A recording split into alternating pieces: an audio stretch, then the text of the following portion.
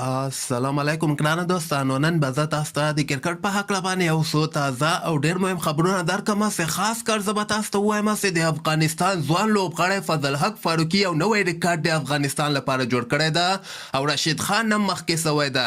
بل به زه تاسو ته ووایم چې د پاکستان چې کوم ده دوی اوس نه هندوستان ته دعاګانې شروع کړي دي. پاکستان قسمت د هندوستان په لاس کې ده. بل به زه تاسو ته دغه تازه پوینټ ټیبل نه هم زه تاسو خبر کړم او سبا ته په نړیوال جام کپ کې یوه ډېره مهمه لوبه ترسره کیدونکې ده. مهم معلومات در سره شریکوم او ویډیو تر اخره پورې وګورئ. په هر څه به تاسو پوه سئ. نو راځم اول زه تاسو ته وایم چې کله هم زیمبابوې پاکستان نه په نړیوال جام کپ کې دغه کومه لوبه چې ګټلې ده هغې نه وروسته اوس د پاکستان د کرکټ مینوالو نظر د ساوت افریقا او د هندوستان په لوبې باندې ده. دغه لوبه اوس د هندوستان سره د پاکستان قسمت مطلب دغه ده چې دغه لوبه د پاکستان لپاره ډیره مهمه ده چې هندوستان باید حتما ساوت افریقا نه دغه لوبه وګټي. که چیرته ساوت افریقا هندوستان ته ماتې ورکړله نو د پاکستان فیصله به وسي پاکستان به نړیوال جام کپ نه رخصت سي. اوس نه د پاکستان د کرکټ مینوالیا د پخواني لوبغاړي چې کوم دی د هندوستان د ګټې لپاره دعاګانې کوي چې هندوستان دغه لوبه وګټي او پاکستان ته چانس برابر سي. دغه د ساوت افریقا او د هندوستان چې کومه لوبه په نړیوال جام کپ کې ترسره کیدونکې ده دغه د یکشنبې په ورځ باندې 3:30 بجې مازدیګر ټایم کې د افغانستان په وخت باندې ډیره مهمه لوبه نه تنها د ساوت افریقا لپاره بلکې د پاکستان لپاره هم دغه لوبه ډیره مهمه ده چې باید حتما هندوستان دغه لوبه وګټي. او تیر تاریخ که تاسو وګورئ همدغسې لوبې هندوستان له ضد نه پرېږدي چې پاکستان اوټ سي. تیر وخت کې همدغسې لوبې سوي چې کله هم پاکستان هندوستان ته احتیاجه سوی ده هغه لوبه هندوستان بایللې ده. ګورئ چې دغه لوبه ساوت افریقا ګټي او که هندوستان یې وګټي. خو یو خبره به زه تاسو ته وکړم که چیرته دغه لوبه هندوستان وم بایلي هندوستان ته هېڅ کوم قسمه تاوان نه رسیږي.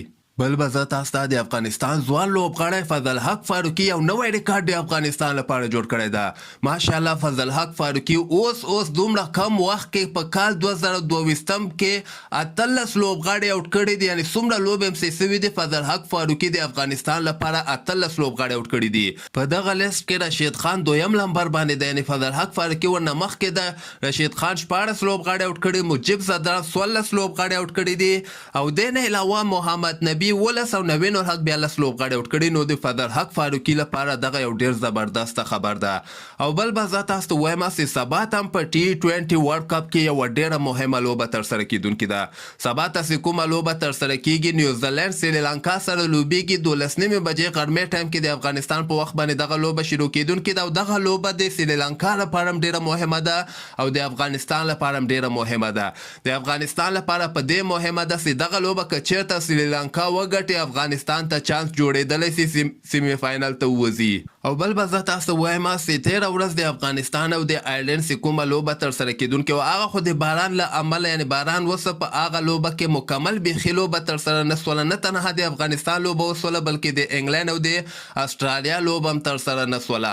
خو دغه تازه پوینټ ټیبل کې تاسو کتلی سئ د افغانستان لپاره یعنې اوس هم چانس ته ده ځکه دغه نور ټیمونه که تاسو وګورئ نیوزیلند 3 پوینټه لري، انګلند هم 3 پوینټه لري، آیرلینډ هم 3 پوینټه لري، استرالیا هم 3 پوینټه لري، سریلانکا او افغانستان بیا 2 پوینټونه لري. یعنې د ټولو ټیمونو لپاره د سیمی فاینل دروازې اوسه پورې خلاصې دي. نو همدغسې تازه خبرو لپاره تاسو دغه چینل هم در سره سبسکرایب کولی سئ.